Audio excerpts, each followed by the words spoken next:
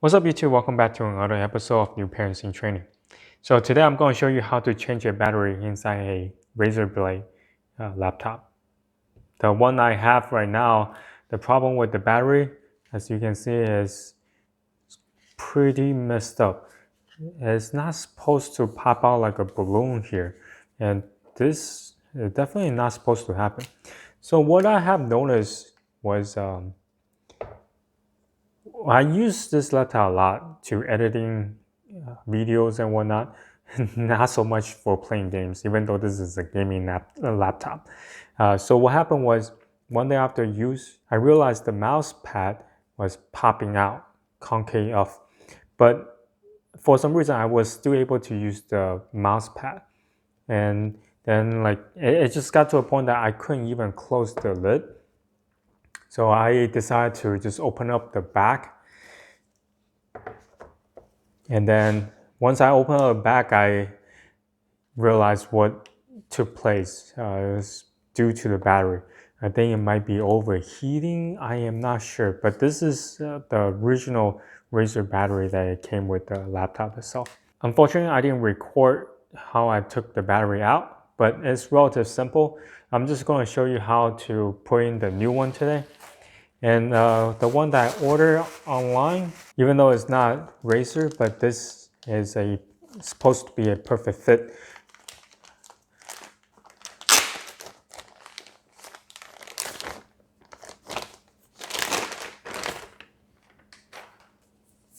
Now, as you can see, how flat the top is.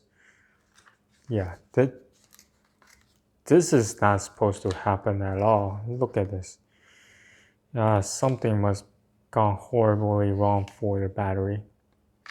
Anyway, it looks like all the connectors are at the right place, and all the places that need to be screwed on are the same. So now I'm gonna go change it. Okay, for today's video, what you need is definitely a screwdriver. Not just any kind, you need to have a T5 screwdriver to unscrew the back plate here. And also you need to have a regular Phillips screwdriver, well, which this actually comes with it.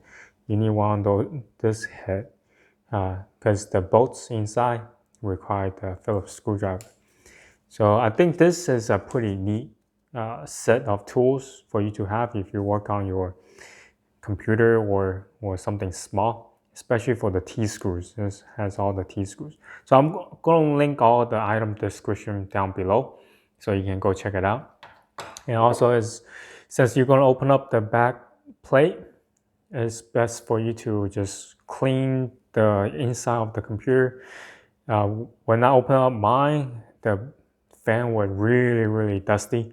So yeah, I already cleaned this a little bit. And also gloves. Now, since you're working with electronic stuff, so it's best for you to ground yourself.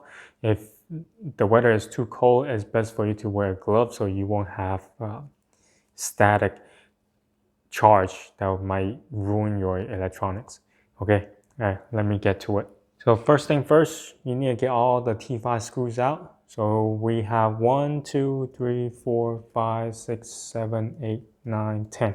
10 screws total. So just make sure that you get all 10s out.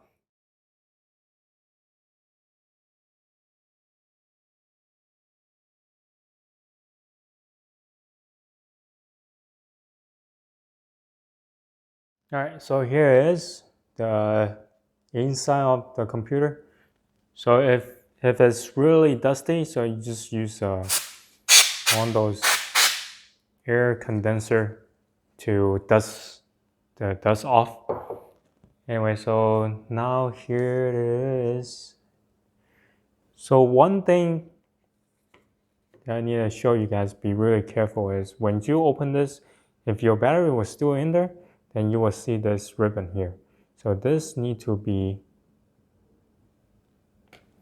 pulled out before you install when you take out the battery or install the battery.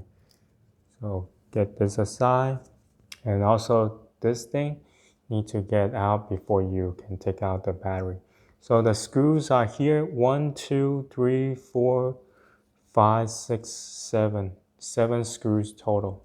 And this one is kind of hidden down here.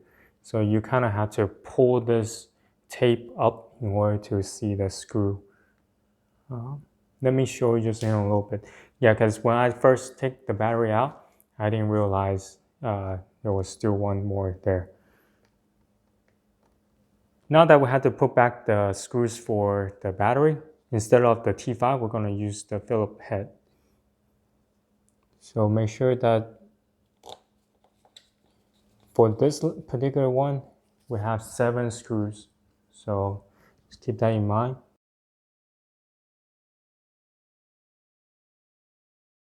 Now for this screw, as you can see, you had to peel, it's behind the tape. So you had to peel back the tape in order to see it. Okay, now all the screws are in place. Okay, don't forget to pull back the tape. And now you need to push this back down. All right, so I put this connector back on off the camera because it did took me a little bit longer than I expected. So you just have to line up and push it down. Make sure you do this in the well-lit area. Is if you're unable to line it up correctly, it's not going to go in. Unfortunately, it doesn't. Unlike some other stuff that if you pop it in, they make a noise so you know it's in place. This one doesn't. You just have to kind of eyeball it to make sure that it's flush and it's all the way in. And don't forget about this ribbon. For this ribbon, it does have a guideline. You see the white spot here. So as long as majority of the blue ribbon part in front of the white line are in, then you're good. So it's kind of hard to put it in there. What I do is I flip the screw over to use the flat head, and I gently push from behind to get it in there. So now this is in. I'm gonna put the back plate back on.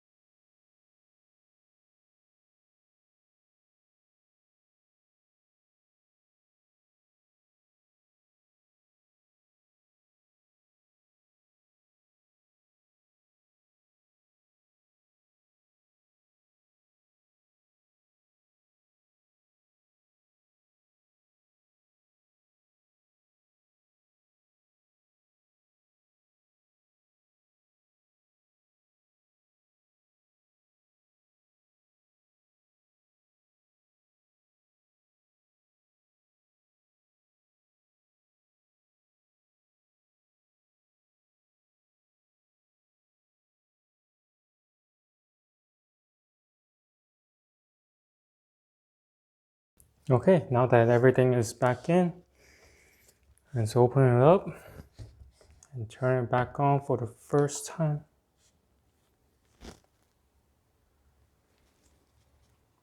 All right, it works. Now, some of the stuff that you want to keep in mind of is make sure that you are actually installing this in a cool area. You don't want to be in a heated area. Make sure the room is not too hot. And also that for the first time that you use this battery, make sure that you discharge the battery all the way down to 3% and then recharge it. Cycle through 3 to 4 times before you just use regularly. Well, I hope you found this video to be informative. Don't forget to like, sub, and share. Until next time, bye.